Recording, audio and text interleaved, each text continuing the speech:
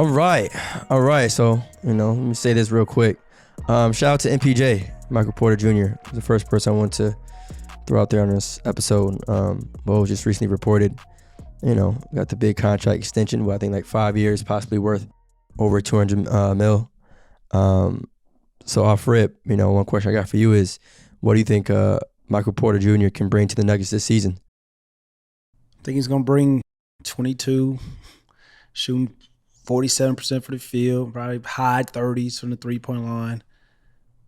Sharp shooter, special. He's a special talent. Like you said, was it 5 year, 207 million? Yeah, possibly 5 years, north of over 200. I think it's really going to be 5 year, $176 million, unless he makes an all NBA team. Now he's got to go crazy to make an all NBA team this year. I don't know if he's going to be able to do that, especially if Jamal Murray comes back healthy. I don't know when Jamal's coming back or not, but still though, but yeah, he's a walking bucket, and it's crazy because it's just kind of like, it just shows you this contract how talented he is, because even though he had those injuries, he's probably never going to reach his full ceiling because of those back surgeries, but he's still going to be probably averaging, 20 to 23 to 24 points in his career off of no moves. Just shooting. Yeah. You know what I'm saying? Pureness, like pulling up over cats. Like I've been seeing workout videos with MPJ, basically, work on his ball handling and stuff like that, but like, he's not going to really be creating a lot of separation off, some of those moves that I've seen because of his back injury. But it's still scary, though. That's crazy. Like, he's not going to reach his full ceiling, but it's still going to be scary. Yeah, and it's crazy to think, though, how many teams passed up on MPJ on draft night. Yeah. Obviously, there were concerns about injuries and things like that, but there was no questioning, his talent. And I guarantee you a lot of teams are probably second-guessing and thinking to themselves, damn, we probably should have drafted this guy. But I'm happy that he's in a winning situation. He's playing with an MVP like Jokic. Obviously Jamal is injured, so who knows how that is going to affect the team as a whole. But him personally, MPJ, I know the Nuggets as a whole are happy as hell that they got him where they got him. But the future is bright. Yeah, the future is bright in Denver. I'll say very, very bright. Yeah, definitely bright. Frank Nikita, I think he got drafted over. See, here you go. I didn't want to say names. Frank Nikita got drafted over. Yeah, that's what I tell you. Terrible franchises. Like they. All right. Sometimes you gotta take a gamble to get a great reward, and the Nuggets been doing this for years with Jokic, with MPJ. Also, what's the guy? Bull. He's still developing. I don't know if he's gonna ever play like real NBA minutes or be in a rotation or not, but like he still has some potential, some promise, some upside. Who knows if he ever reached that upside and potential? But shout out to the Denver Nuggets organization for doing their due diligence. Yeah, they're good and they're young. Their top three guys are very young in age, and I think they're going to grow together. Throughout this league, and not a lot of teams. I guess the Warriors kind of come to mind, but in terms of building through the draft / really grooming like guys that they already have, as opposed to dominating in free agency and trades and things like that. They got young pieces, and again, like I said, they, if Jamal is healthy, you can make a case that they can compete for a championship right now. Definitely.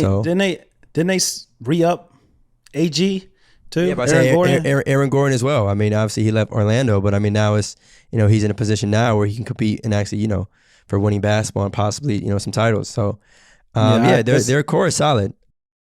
That's another guy, AG. It's just like, I don't know about him. It's just kind of like, sometimes he looks like he can be more. Sometimes he looks like he's just going to be a starter in this league. But his contract is a little high, but like it's still a tradable contract, especially if he can prove and produce. And, he's one of those contracts where you can kind of like package and get another player if things don't work out with their young group and their young core, like you said. But it's Denver. Like a lot of free agents aren't really coming to Denver. So you kind of got to go deep in the draft, find gems, develop them. But the real question I have for you is that with Jamal Murray and Michael Porter Jr.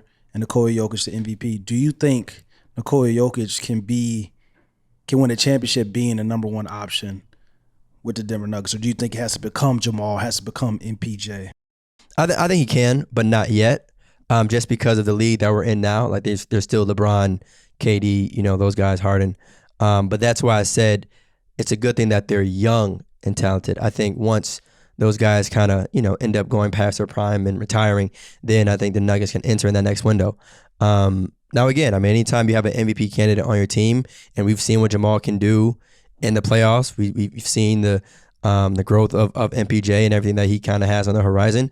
Anything is possible. I wouldn't consider it like an upset. They're still a talented team, but it would just be tough for me to fully say that, you know what, they will win a championship with Jokic as their best player. And I think, again, I mean, Jokic at the end of the day, he was an MVP, so I won't sit here and say that it has to be Jamal to be the best guy. Again, I know the playoffs was kind of like, at least last year, Jamal just went crazy. But I mean, bubble, it'll just be interesting. I'll say it'll be interesting. I think it's gonna be interesting. I think what's gonna probably happen with the Denver Nuggets is like if they're gonna win a championship, it's not gonna be multiple, not gonna be a dinosaur thing. It's gonna be like that Dirk Nowitzki type of championship that you've been really good, knocking on the door, reaching second rounds, Western Conference Finals, then maybe reach a finals, and then it may happen like that, something like that. But I don't think it's gonna be like, they're going to be, people going to really be picking the Denver Nuggets. The Denver Nuggets are going to win the championship like as favorites and nothing like that. But like, I think over the course of their young career, like you said, they got 3 young guys. They keep developing. They may get one in the future. They should get one in the future, but it's going to take a lot of right circumstances, of course. Yeah, and that's all it really takes. So, I mean, I know we talk about Dirk's, championship run that he had, but I mean, just in general, the fact that he has a chip.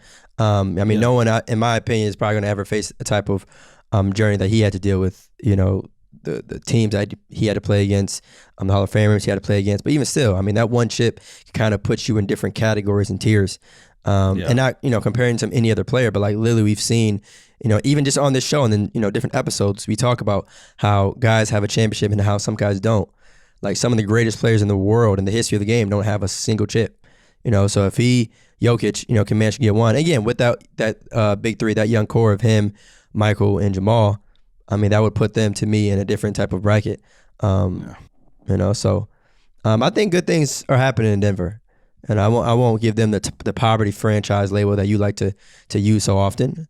Especially, too, for a market that, as you mentioned, may not always receive, top free agents to still be successful and compete at a high level.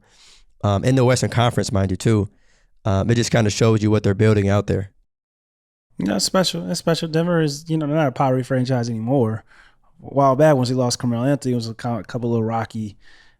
I would say poverty. Like just because you're going through tough times, it doesn't mean it's a poverty.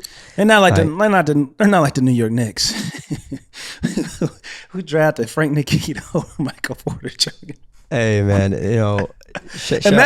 imagine Michael Porter Jr. at the Garden, lighting it up, 7 foot sharpshooter, lighting it up on a nightly basis at Madison Square Garden, with Julius Randle right now, with Kemba Walker right now, with Evan Fournier right now, with Derrick Rose coming off the bench.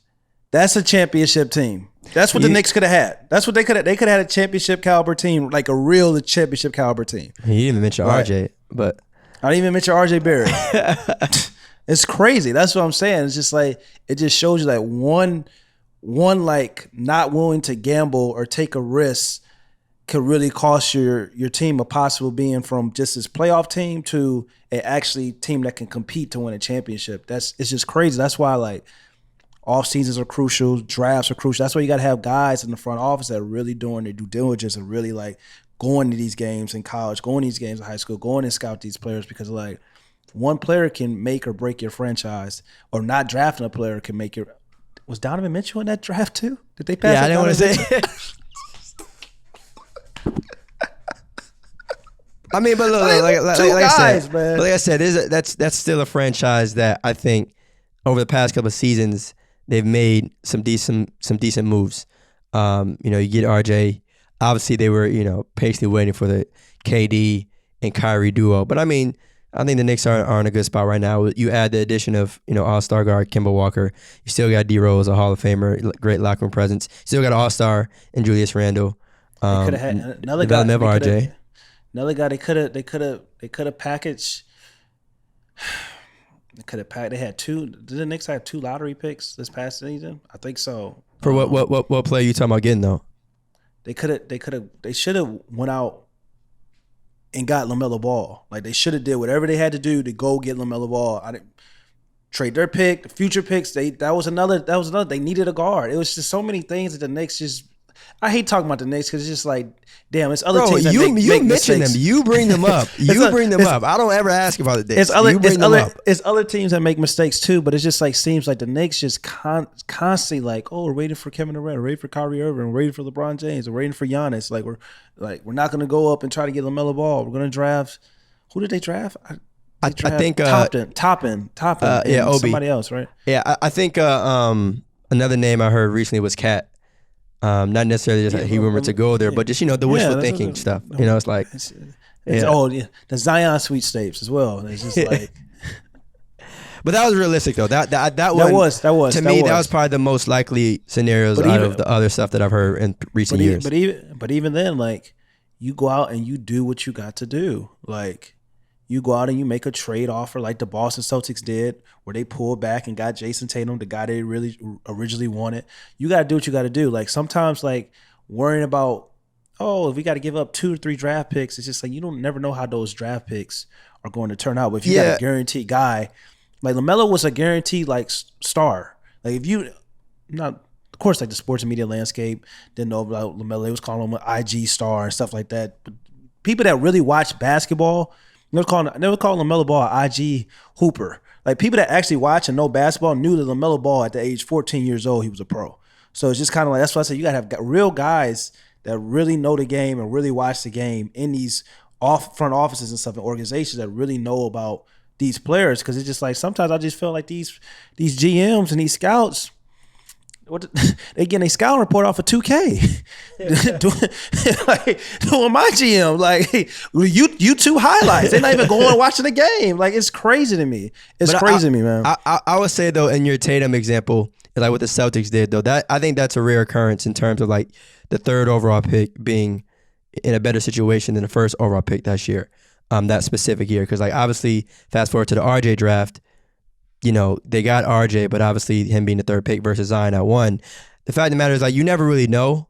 Like, obviously it worked out for the Celtics. Some guys this. Right. But I'm saying, though, just generally speaking, how often would you say, if you had to guess, that the 3rd pick would overall turn out to be better than the number 1 pick? And obviously hindsight is 2020, but in most drafts, if you had to guess, someone would want to have the number 1 pick versus the 3 pick. And obviously you can talk about fit all day long, but 1 is better than 3 in those types of scenarios. But I hear you. Like, again, it definitely worked out for Boston. I'm sure, the Knicks obviously love and are happy with RJ, but I think people care too much about fit too, though. Like sometimes, like the Golden State Warriors, like, we need a center. You could have gone out and you could have drafted LaMelo Ball and you could have gone out and signed Nerlens Noel for a 1-year deal. He was available. Look what Nerlens Noel did with the New York Knicks. He did basically the same thing Wiseman did, but more. This past season, you know what I'm saying? Even though Wiseman's a rookie, has a lot of promises, but it's just like sometimes you can't worry about fits like the Los Angeles Lakers. Give me Russell Westbrook. Yeah, I don't want to watch this. Bring me Russell Westbrook.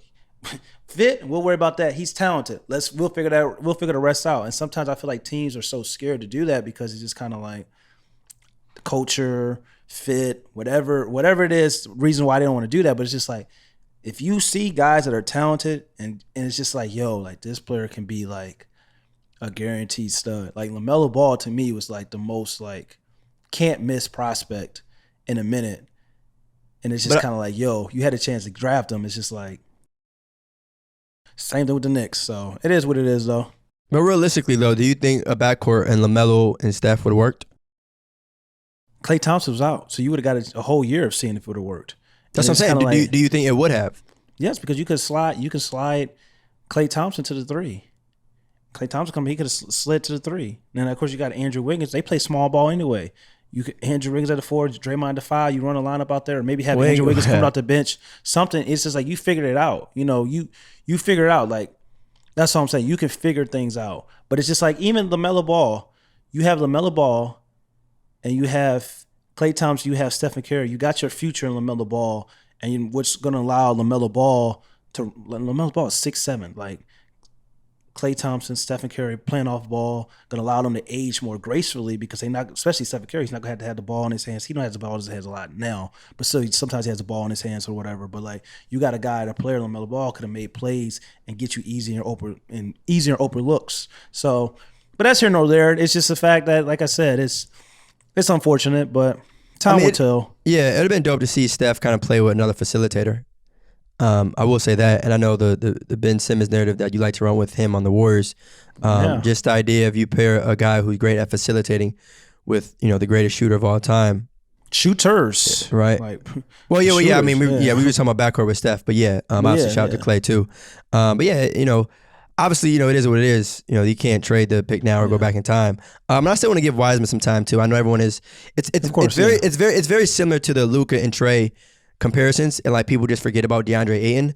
Obviously, we've seen what Luka and Trey are doing at such a high level, but like DeAndre, he's kind of a walking double-double with Phoenix. Yeah, and solid. I'm not saying that James is going to be the same way with the Golden State Warriors, but I mean he's also the number 2 overall pick for a reason.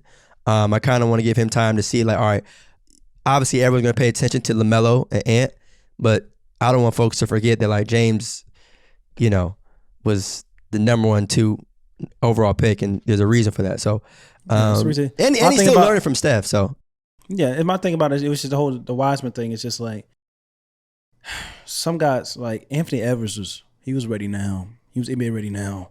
LaMelo Ball, he was NBA ready now. It's just kind of like Wiseman. My whole thing about Wiseman, I get the potential. I get what he can be. I get everything that they people were saying about Wiseman. But he's like 2, 3, 4 years away. Steph Curry's 34 next year. It's like, what I'm saying? You don't have that long. You don't have that even now. I look at like the lottery picks. Okay, you got 2 lottery picks. Like, oh, okay, you're building for the future. Steph Curry's 34 next year. You don't have that long. Like, you have to start, like, go out there and get a Ben Simmons. Go out there and get a Pascal Siakam. Go out there and get somebody that's like, yo, you can trade those draft picks. You can package those players and do a deal. Like, Steph Curry, he deserves to win now. Like, you know what I'm saying? You don't want to, and it's partially Steph Curry's fault because sometimes when you sit up and say, Steph Curry said a couple years ago, like, yeah, I'm going to retire, Golden State Warriors. Never say that because it's just kind of like, then these organizations don't do everything that they are supposed to do to make sure that you're actually going to have a legit chance of winning a real championship. Like the Warriors are going to compete with Klay Thompson and Draymond Green. They're going to compete this year, but it's just like, Are they really scaring anybody? So you're off the mindset of loyalty is, it's nice, but don't let it, mess up your career. Because then the leverage changes. Like if you made it very clear that, I'm not leaving. All right, well, we can take our time. I think what it is with the Warriors, though, and just with any franchise, you have to decide what it is that you really want to do. And obviously, if you ask any GM off rip, the answer that they'll give you is, we want to win a championship. All right, well, you either go hard to try to win a championship now, or you just say whatever and just rebuild. But you cannot be a middle of the pack team. You can't be an organization that's like, all right, we got some young guys, but we also got a Hall of Famer who's a couple years away from retiring. Like you gotta pick a side. You know what I'm saying? Like being a middle of the pack team in the NBA is the worst thing you can do. Worst. Yeah, worst thing. Stephen Curry's 34 next year. Stephen Curry's probably got 2-3 years of maybe 2-3 years of being Steph. And then once he hits a certain age, 37, 38, he's already probably the greatest off-ball player ever, probably him and Ray Allen. But it's just kind of like, it's going to come a point where he's going to be playing that Ray Allen role. Not saying he's going to drop off points-wise or efficiency-wise, but it's going to be a point where, like, he's strictly now being off-ball. You know what I'm saying? So, like, why not have a player like in, for the next 2-3 years where he's really him, help him win another championship, instead of like, oh, we got young guys and stuff like that when Steph leaving and stuff like that. Or if you're gonna go that route, go get you a LaMelo Ball, a guy that can facilitate where he can allow him and Klay to age more gracefully. But who knows? What do we know this? Yeah, I mean, obviously it's crazy. It's so obvious, but it's just kind of like, it's what do we know?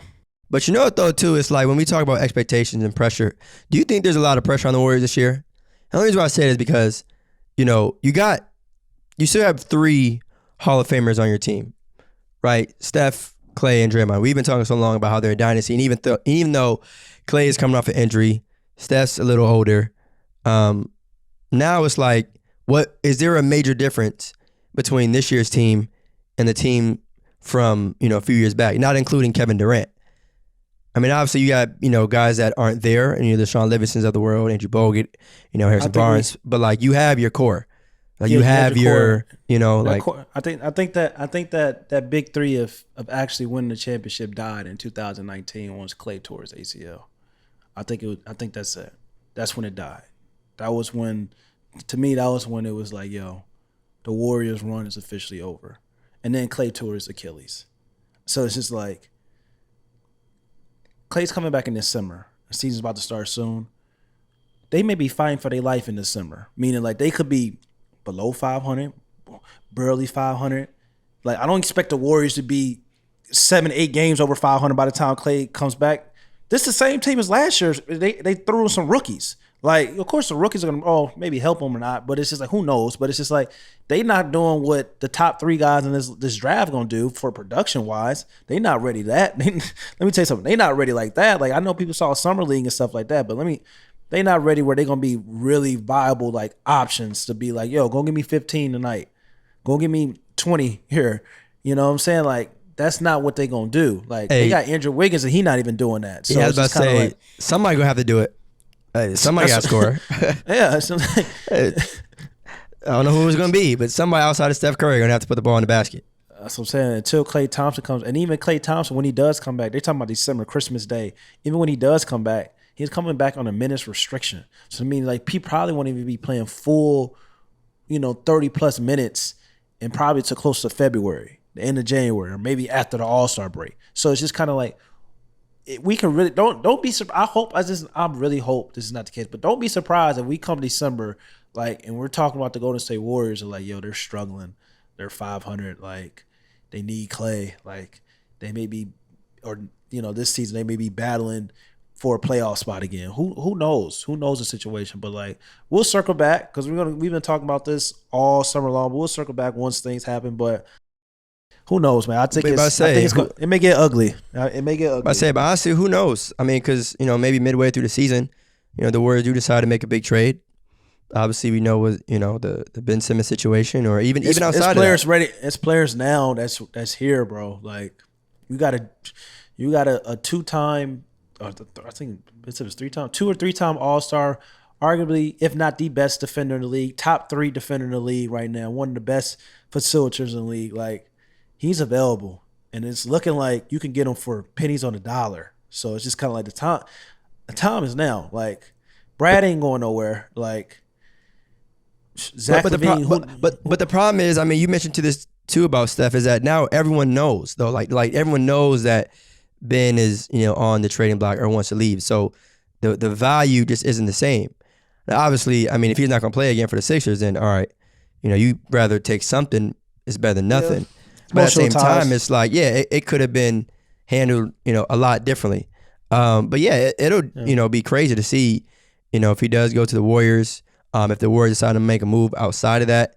Obviously, that's the hottest topic right now, where he's going. Like, if you think about it, talk about it. Yeah. What I about to say? I mean, I don't know, man. I think the whole situation is just wild. But one thing that you did mention earlier that I did want to ask you about was off-season workout videos. How much to you do off-season workout videos matter? Do they get you excited? Are they like, oh shit? Off-season videos only matter when you see these videos and they translate these videos in the off-season to the actual games where the real lights come on. So it's just kind of like, if I'm seeing a player who's not necessarily, if I see Giannis in a workout video and he shooting Steph Curry threes, raining them 3, 4, 5 in a row between the legs, cream off the dribble, doing some things I ain't never seen before. And then he come in the regular season and he don't do none of that. I'm just like, okay, well, it was just, it's, this what we used to call it in college.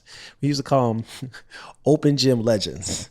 It's certain players that look like superstars at open gym. Like, damn, like, it was this one player when I came my freshman year, he was like a junior on the team. I came in open gym, he was killing. I was like, yo, I was talking to one of my homies, one of my college teammates. I was like, yo, he the best player on the team, ain't he? He was like, nah. Wait till the real lights come on. I was like, That's cold. That's cold. I was like, stop playing. The real lights came on. This boy, I was a freshman. They were saying, Ma, get in before him. They was like, get in before him. Then I was like, yo, he been hooping it over here. Then he got to the game, nervous, turning the ball over, missing shots, throwing the ball out of bounds. That's what I'm saying. So it's just what do you do? It can be like that on all levels, though. College, high school, professional. It's like, that's good. You know what I'm saying? You working out. You know what I'm saying? You game to 11.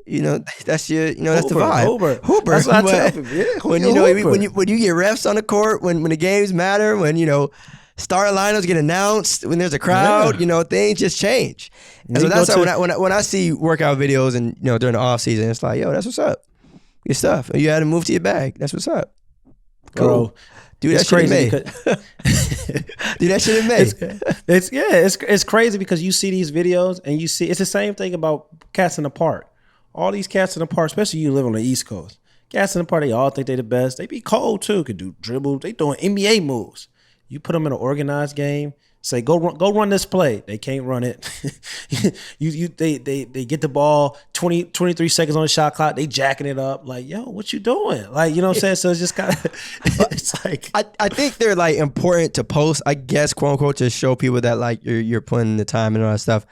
But then it's like, all right, does it become repetitive if you're not doing it during the regular season or postseason? Right. Again, at the end of the day, guys, you post whatever you want. I ain't telling you, I'm not, gonna tell you what not to post.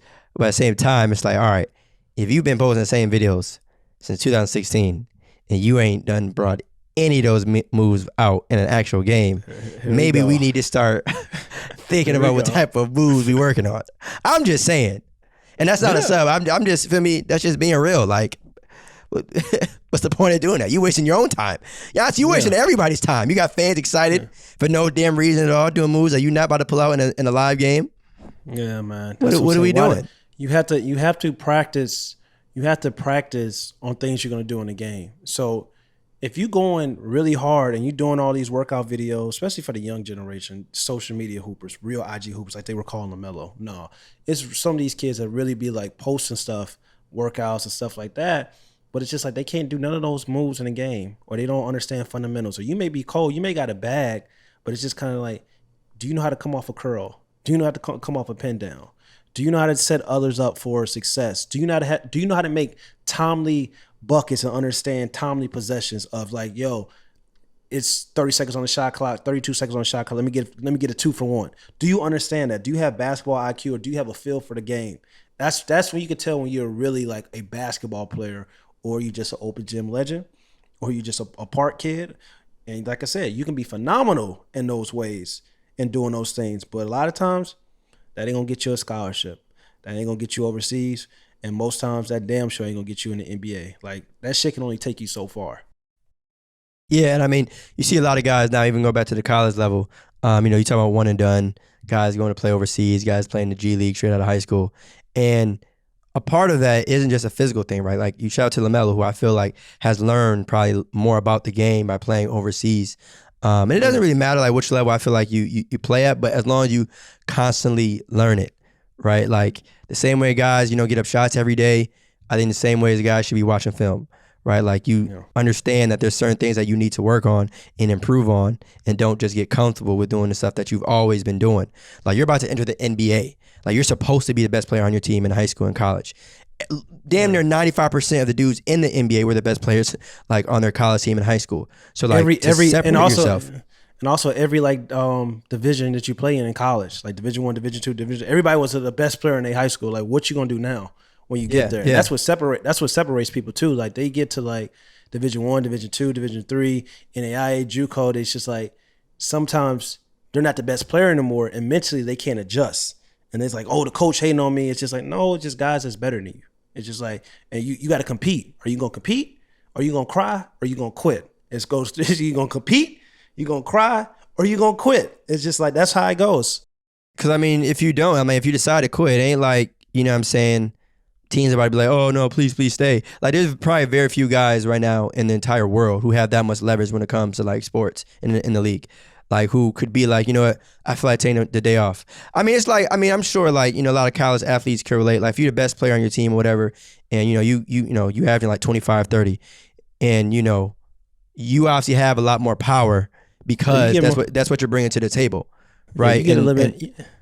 Yeah, I'm not saying that like you just run the entire organization. You can do whatever you want. But like every you know. every level. When you the best, you get a little bit more flexibility. Like when I used to tell my coach like, yo, I'm not really like all this going hard in practice shit. Like I'm gonna practice, but it's just like when the games come on, I'm gonna be there. And you know what? When the games came on, I was there. And it's just I used to have teammates that's told me, you know, yo, I used to kind of envy you because like in practice, you really wasn't going as hard as I was. But like in the games, you was always there. You know what I'm saying? It's just like sometimes you have that, you know? But as long as that's the order. As long as, you know what I'm saying, you show up during the games when it matters the most, because it'd be a shame. It'd be so sad to just be out there hooping in open gyms and practices and going crazy and then put up a damn goose egg when it matters. That I know, bro. It's cats that I know. Hate to see it. That's what I know, bro. And it's crazy because it's just kind of like, what's so funny is just like, they really be thinking that, yo, like in open gym, practice and stuff, like they be having good practice open gym. It's just kind of like all them workouts, all them practices, it don't mean shit if you're not a dog when the lights come on at the end of the day. And that's just what it is, man. Like you can practice it. You can practice 24 hours a day, but you know what? Either you have it or you don't. And that's not always game wise, that's also mentality wise as well. And a lot of people don't know that. And we talk about mentality too. Like a lot of guys in the league, obviously people always talk about talent, who's the best, ranking, all that. But a lot of guys' mental is and some isn't there. And I think that's kind of played a key role in a lot of guys' success. It's like, again, everyone in the NBA is talented. There's no doubt about that. But now what separates you from being like a great basketball player and being able to adapt to wherever you're at? You know, that's why we talked about certain players joining certain teams and people just automatically think it's going to work because they're talented. Like there's a mental piece to it that, you know, deserves its proper recognition. So, but I mean, going into this season, man, we'll see. For a lot of guys, you know, it's always an adjustment. It's always an adjustment, regardless of where you're at in your career. Like we done seen it plenty of times where dudes have not been able to adjust and just everything just doesn't work out. You know, so we're gonna see, man. We're gonna see. But I'm thinking, I think I got a cap or no cap for you. Oh yeah, you ready? You back to back. I was about to say, I mean, unless you got like, I always forget whose turn it is to run. Go ahead. No, go ahead run. Go ahead run. I mean, we could do two if you want. I mean, I don't. Go ahead and run. If yours corner, I may say mine. Okay. All right. Cap or no cap? The Brooklyn Nets could still win the NBA Finals. Yeah, here we go. If Kyrie Irving did not play this season. Wow. No cap. And Kyrie's my guy, but no cap. But I would prefer if Kyrie was on the team. Absolutely. Having a big three is always better than have a big two. And it's just kind of like, I think you take James Harden, you take any one of those guys off that team, the Brooklyn Nets, they become a little bit more human. Still favorites to get out their conference, I believe. If it's Kyrie Irving and James Harden, still favorites to get out their conference. If it's Kevin Durant and Kyrie, still favorites to get out their conference. If it's Kevin Durant and James Harden, still favorites to get out their conference. But it's teams out there, they play in the finals. A healthy Kawhi and the Clippers with Paul George, that ain't a guaranteed championship. LeBron and Lakers and Anthony Davis, adding Russell Westbrook, they ain't guaranteed championship. Maybe even a healthy Denver Nuggets team, or maybe a healthy Golden State Warriors team with that big three. Even though I think they're going to take a step back or whatever, because I don't know how Klay's going to be. Let's say they're healthy and Klay's right and everything is like how Warriors fans believe it's going to be. That ain't a guarantee. So it's just kind of like, it makes them more human, but they still can do it. It makes them more human, but they still can do it. But I definitely hear you on the whole. Obviously a big three is better than a big two, but if that big two is consisting of two of the greatest offensive talents of all time, you still in pretty good shape. Obviously, Milwaukee has their three guys. The Lakers have their big three. And there's other teams out there. I mean, we see what Miami has. Is doing with the addition of Kyle Lowry. But I mean, again, man, you have James Harden and Kevin Durant, especially like a healthy James Harden and a healthy Kevin Durant. So in no way, shape, or form would I say that, that team, But in terms of whether they should still be the heavy favorites, that definitely would, play a factor in it. Because obviously, again, you still would have to play a team with LeBron James, Anthony Davis, and Russell Westbrook. That's what I'm saying. You still would have to play the reigning champ. You still would have to play the reigning champs in Milwaukee. So, and honestly too, bro, like Chicago, I'm not gonna put them in the same like they talk about it. We gonna have an NBA preview. For sure. I'm gonna talk about Chicago because it's going one or two ways, and I'm gonna save it for them. It's going. And people think it's just like Chicago. It's going one or two ways. It's either going up or down. Like meaning like they either competing for a play-in or they gonna be up there. And people, I don't think, and not to shift gears too much, but I don't think Chicago will have an either up or down kind of season. I think it would be either an up or average season. I don't see them. Yeah, I think they still got the East is stacked, man. We got Boston, we got the Sixers. Even without Ben Simmons, they're gonna get somebody back from Ben Simmons, stuff like that. Like those are two teams. Then you got the Atlanta Hawks, bro. It's not New York Knicks. The New York Knicks, it's going one or two ways, bro. It's just like either this gonna make Zach LaVine re-up and re-sign, or this gonna make Zach LaVine walk. That's how I look at the Chicago Bulls this season. I think he should resign. I mean, just because it's a make or break a year, right. But I'm saying though, like, I mean, obviously it's always his, the player's choice, but like the Bulls have done pretty much a lot to kind of help put this in year. Position to no, succeed. No, That's what I'm saying. That's what I'm saying. I'm not this saying year like, only. This year only, but it's just like that. Well, I mean, even the addition of Vucevic, though. I mean, that was mid. That was at the trade deadline. They was basically playing for a playing situation. It's like 5 years. Even Devin Booker. Like Devin Booker's going to be a free agent in a couple years. Just because they got Chris Paul, they re-up Chris Paul, that doesn't take away them 5 years of what people were saying about Devin Booker. You think these guys don't hear this shit? Well, like, but I'm saying Zach LaVine as well. Like some 6 years, like is Zach LaVine really a good player? Is Devin Booker really a good player? They're losers, this and that. Like that doesn't take away just a couple years of success. Doesn't take away like 6 years of like this shit can really we may have a little success for a couple years, but then I may be in the same situation. Like you as a player, you remember that. But if that's the case, though, do you remember that from fans or the GMs? Because if people both and media and fans are saying you staying, then all right, you can't do anything about that. But if the GMs are putting you in a position to succeed, then I mean, hey, because look, we've seen a lot just now. Right. But I'm saying though, well, look, just now is better than never because we got some superstars still, bro, who have been in franchises who haven't done anything. So bro, it's frustrating, but. At the same time, too, because then it's like, all right, at what point, again, we talked about this before, is do you factor in accountability? When do you factor in accountability? Because even though you might be frustrated with a franchise, they haven't surrounded you with stars, once they give them to you, hey, man, get it done. Now, because it's tough to win on your own, of course. But when they give you the players, I'm not sitting here saying that it should be a turnaround process in 24 hours. But at the same time, that's what you said. That's what you damn near saying with the Bulls. That's what it got to be. Not even for Zach. Again. I'm not asking them to compete for a championship right now. But I'm also not saying that they should be at the bottom of the Eastern Conference. Get it done. You got the talent. The Bulls got 1 year, man. Like they got 1 year. Like, this is it. Like, Zach is probably not going to re-sign to the offseason. Like, if they're a play-in team, that's just, it's a wrap. It's a wrap. If you're Zach, you got to go somewhere else. It's just like, I'm out. Like, you got DeMar, you got Lonzo, you got Vucevic, and we still can't make the playoffs? But see, again, if that happens, though, who are you looking at? I'm not looking at Zach. I'm not looking at Zach, though. If you're Zach, why would you leave? Because you're losing or you aren't getting it done? There's two different things. I'm not looking at Zach because like I'm looking at Zach has been there a minute and it's just like it took you to my breaking point to finally give me like this should have happened a couple years ago.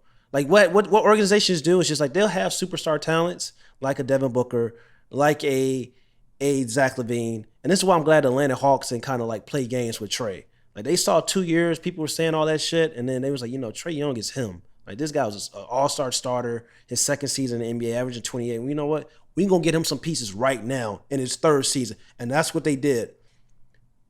The Phoenix Suns didn't do that for Devin Booker. The Chicago Bulls didn't do that for Zach LaVine. They kind of straddled on the fence. They was like, oh, we're gonna draft, we're gonna rebuild and stuff like that. They didn't do that for those players. So it's just like, I can't blame Zach LaVine in his first year where he has a core group of solid players. If they don't go to the playoffs, I'm not gonna look at Zach LaVine funny. I'm still gonna be looking at, y'all should have did it quicker. It's y'all fault. All right, but now you had a talent. Right. You had a superstar talent. Like everybody knew Zach LaVine. You saw Zach LaVine on Minnesota, you knew what he could be. Like you seen Devin Booker when he dropped 7, like, these guys are superstar in the making. Like go get them some help. And just like still the organization, no. We're gonna wait another year. But now it sounds like, you know what I'm saying, you don't want to let your emotions get in the way. Like obviously, you know what I'm saying, like, okay, I'm saying though, you can be mad that, okay, it took them a while to get it done.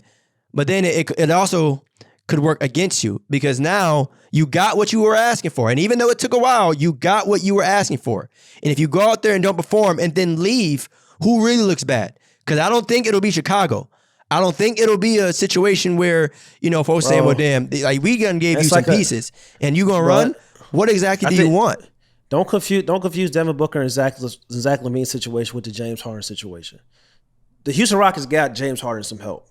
James Harden, and what James Harden did, he maximized every help that they got him. And he did a phenomenal job. He just ran up against the Golden State Warriors. Like, he peaked out. It's like he did everything he could possibly do. They didn't win. Like, it's nothing he can do with the Houston Rockets. So he's like, I want out, and the Brooklyn Nets traded for him.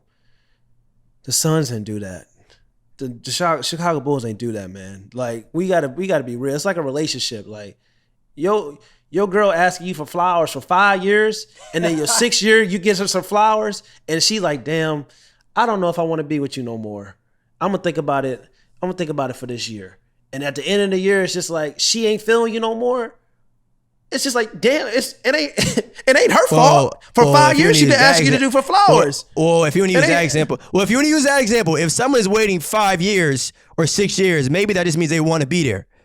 If you really want to use that example. So maybe, I'm not saying Zach wants to be in Chicago, but like, what's the holdup? If you really want to leave, it's contract situation. Oh, now you want to secure your bag. You want to secure your bag and stuff like that. It's a whole lot of things that these guys can't. They're not really free until their 7th year in the NBA. To this, like there's obligation. Like you think Zion, if you think Zion Williamson wouldn't walk if he was a free agent next. But again, next now that's playing into age. That's playing into age though.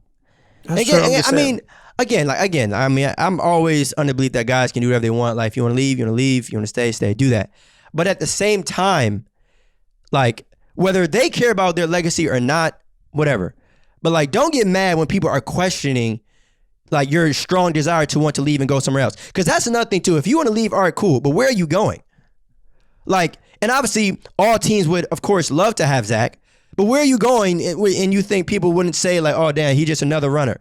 Oh, he's just another person chasing championships. And there's nothing wrong with that. There's nothing wrong with the one to upgrading your situation. But don't be confused or mad when other people start the rumors of, oh damn, he just leaving. He don't want to build. He don't want to be the best player on the team. He want to chase other shit. And you can't have the best of both worlds. Put Zach LaVine on the Philadelphia Sixers or NBA champions with Tobias Harris and that crew. First of all, slow down. Put Zach LaVine slow down. You take out Ben Simmons. They're better. They're champions. So all right. They're champions. So that's how good Zach LaVine is. Okay. That's how good he is. Okay. You put Zach LaVine on the Denver Nuggets. They're winning championships. Okay. That's how cold Zach LaVine is. Okay. So they're better than the Brooklyn Nets and the Los Angeles Lakers if Zach LaVine was paired up with Joel Embiid or the Philadelphia Sixers. They're right up there, bro. With Tobias. Don't go backwards. They're winning champ. They win a champ. It wouldn't shock me they win a champ. Still, I'm looking at James Harden crew. Yeah, I'll still pick them, but they will win a championship, bro. They will win a championship. They're champions. Like they will win a championship. It's just that simple. It's just like you have. That's like saying put Dame on the Philadelphia Sixers. Like if they beat the Brooklyn Nets, you're not going to be surprised or they win a championship. That's what I'm saying. It's like certain players just like, yo, if you drop them in a better team situation where they can be the missing piece, or if, let's say, Ben Simmons figures things out or whatever, and then Zach LaVine wants out or whatever, like, who knows? I'm just saying, it's like, bro, it's... I'm not saying they wouldn't compete for a championship. At the end of the day, you have an all-star in Zach, period, with the MVP candidate and Joel Embiid. But I think you just went off for him and said, like, yeah, they would definitely win the whole thing. Yeah, I wouldn't be shocked. Pump the brakes on that one. Yeah, with that team, Philadelphia, I think, I wouldn't be shocked, bro. Especially if Ben Simmons there, I wouldn't be shocked at all. Okay, but if Ben's not there, I'm about to say, I guess I was under the belief that Ben wouldn't be there. I just assumed that it would just be a Zach and Joel pairing with swap Zach LaVine. I thought it'd be a swap. Swap Zach LaVine with Klay Thompson. Swap Zach LaVine with Klay Thompson. Okay. Bro, honestly, I think you're forgetting how cold Klay is just because he's injured, which I get. You know what I'm saying? Like because we haven't seen him in a while, but I think the same thing you did with the Bradley Beal trading him to the Warriors thing. No doubt that Bradley Beal is a bucket, but Klay cold, but it's just like you don't suffer you don't suffer 2 injuries and think you're gonna come back. Like people talk about Kevin Durant, and Kevin Durant came back. Kevin Durant had the COVID situation with the bubble. Kevin Durant basically missed 2 seasons until he came back. Like he was ready to go. Like, you know what I'm saying? It's just like, and still Kevin Durant missed 3/4 of the season. So that's what I'm saying. It's just like asking Klay what the Warriors probably about to ask Klay to do. Klay, we want you to guard Ja Morant. That's rude. We know you coming off 2 years with the injury, man, but you don't mind guarding Damian Lillard. But back to the original question. It was like James Harden and Kevin Durant, can they win a championship together if Kyrie Irving is not there or whatever the situation with Kyrie Irving? The answer is yes. But they become more human.